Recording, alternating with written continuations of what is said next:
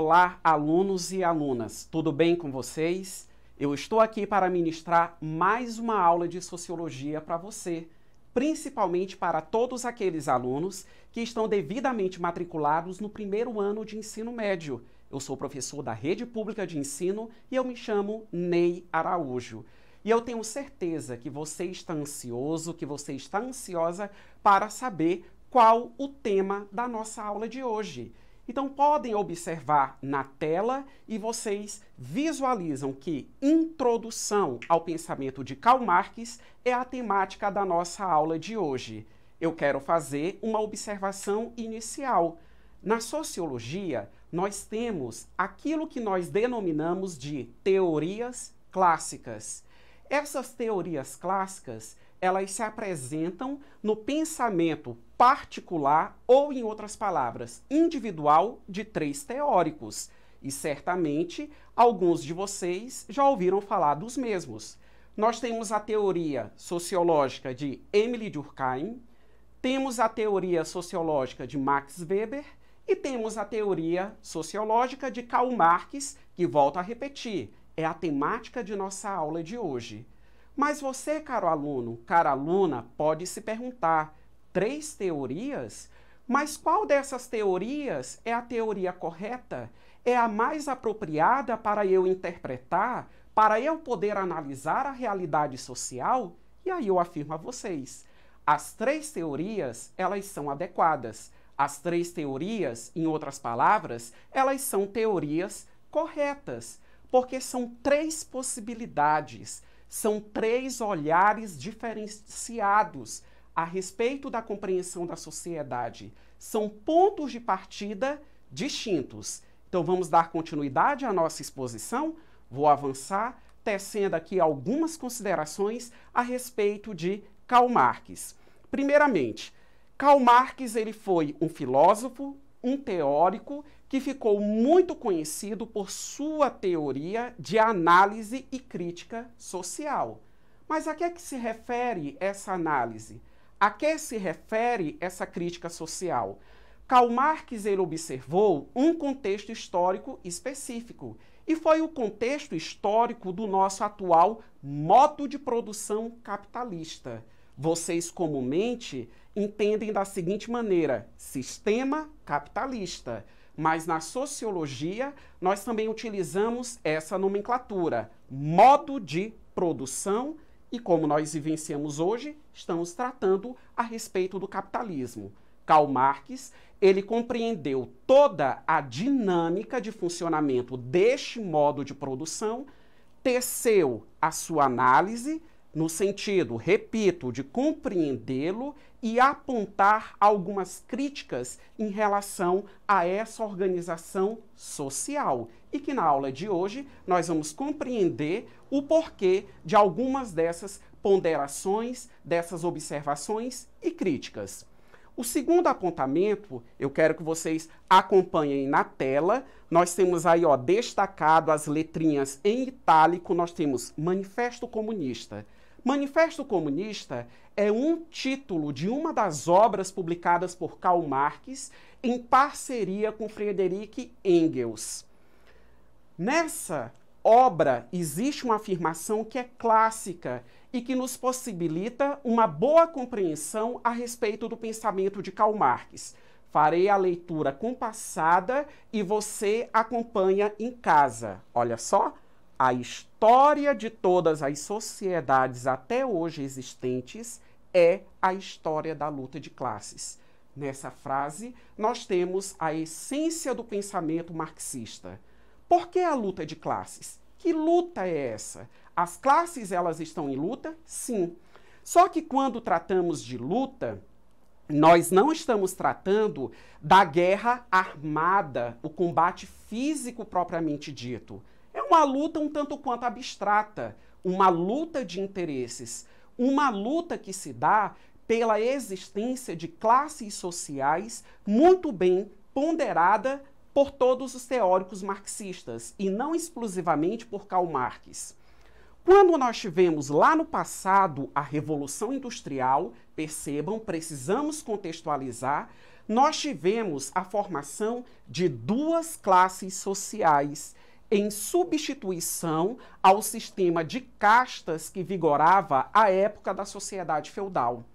Com a emergência do capitalismo, através da Revolução Industrial, se efetivou burguesia e proletariado como as duas classes que correspondem à essência desse modo de produção. É claro que esses termos, essas palavras, burguesia e proletariado, eles não são utilizados de uma forma tão comum em nossos dias atuais. Quando nós queremos fazer referência às classes sociais, nós falamos ricos, pobres, classe baixa, classe média, classe alta. E ainda existe uma organização de nomenclatura que faz uso das letras do alfabeto. Classe A, classe B, classe C, classe D, classe E. Mas como eu acabei de mencionar, são termos, são nomenclaturas diferentes. Porque quando nós tratamos das classes sociais, nós estamos tratando de uma divisão das pessoas em acordo com o poder econômico de cada uma delas. Isso, para o marxismo, é uma contradição. Essa contradição emana interesses distintos, diferentes. Por isso, nós temos uma luta de classes. Mas vamos avançar nas informações, porque nós ainda temos muito o que aprender a respeito disso. Vocês podem visualizar em tela, nós temos um organograma. Bem no centro está redigido conceitos marxistas.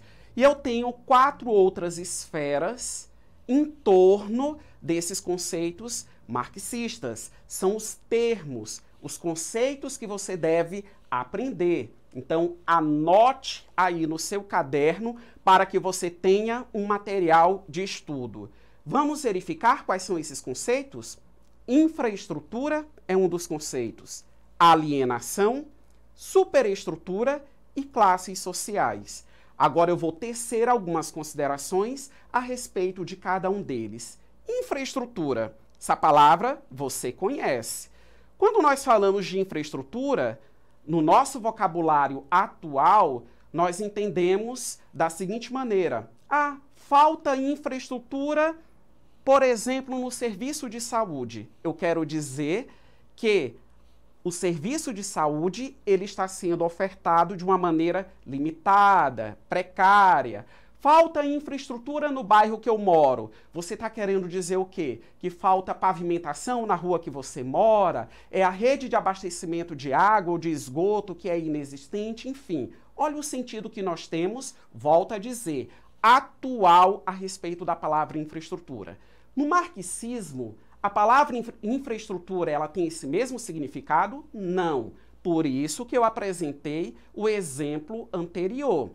A palavra infraestrutura no marxismo, ela é empregada para designar como é o clássico da palavra infraestrutura. Existe uma base na sociedade, mas essa base que eu estou aqui levando em consideração, ela é uma base econômica. Ou seja, o modo de produção capitalista, a exemplo dos outros modos de produção que já existiram no passado, eles se estruturaram em torno de uma base econômica. Ou, em outras palavras, como que o capitalismo, como que o feudalismo, por exemplo, no passado, eles funcionavam economicamente, como que estavam organizados diante deste quesito. Então, isso é a base que faz com que a sociedade ela venha funcionar. Por quê?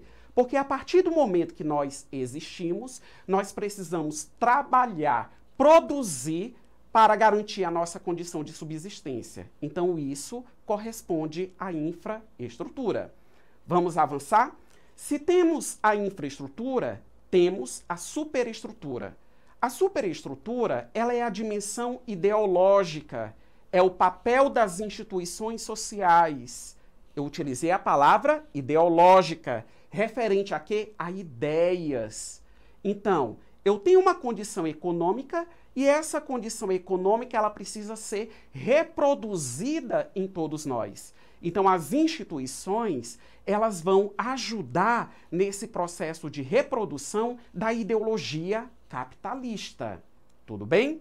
Vamos a mais um conceito? Temos a atuação da superestrutura.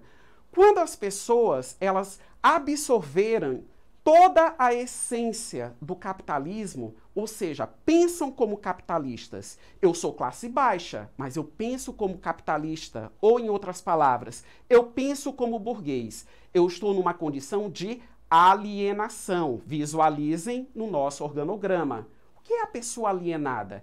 A pessoa alienada é aquela pessoa que só tem um único olhar a respeito da realidade social. É aquela pessoa que perdeu a sua capacidade de criticar. Criticar não no sentido de apontar defeitos, mas crítica no sentido de compreender o meio social no qual ela está inserido.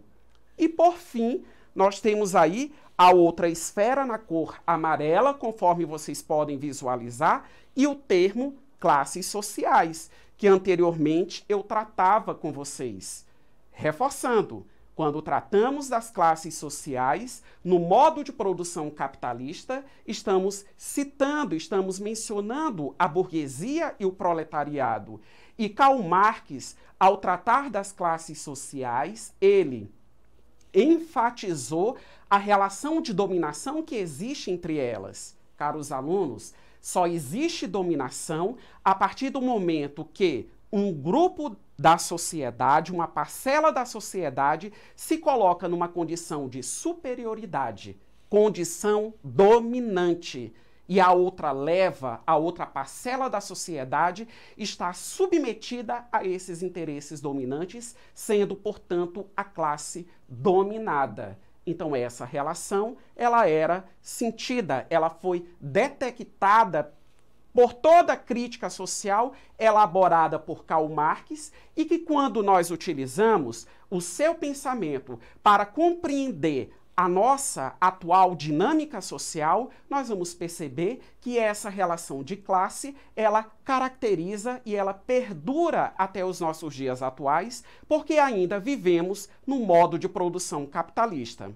Agora nós vamos avançar e é hora de nós exercitarmos a nossa compreensão a respeito daquilo que eu acabei de explicar a vocês. Eu vou fazer uma leitura bem compassada do enunciado da questão e também das possibilidades de resposta. Visualize em casa e acompanhem comigo. As sociedades modernas são complexas e multifacetadas, mas é com o capitalismo que as divisões sociais se tornam mais desiguais e excludentes. Marx já observara que só o conflito entre as classes pode mover a história. Assim sendo, para o referido autor, em qual das opções se evidencia uma característica de classe social? Percebam, lembram do início da nossa aula? A história de todas as sociedades até hoje é a história da luta de classes.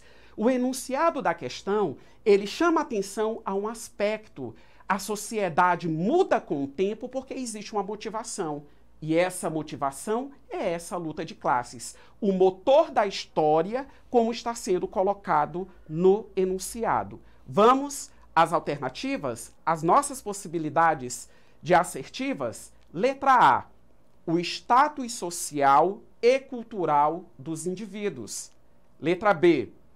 A função social exercida pelos indivíduos na sociedade.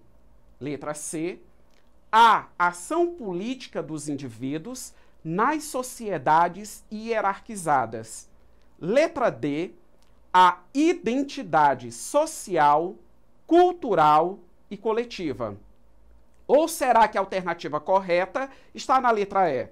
A posição que os indivíduos ocupam nas relações de produção. Vamos verificar?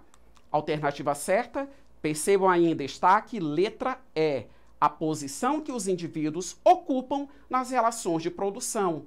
Se são pessoas inseridas em classe e essas pessoas elas possuem condições econômicas distintas, nós temos uma relação contraditória. desigual e que acaba motivando a ação histórica, segundo o pensamento marxista. Caros alunos, eu estou finalizando mais essa aula de sociologia e eu quero reforçar. Não deixe de acessar a plataforma eduque.ac.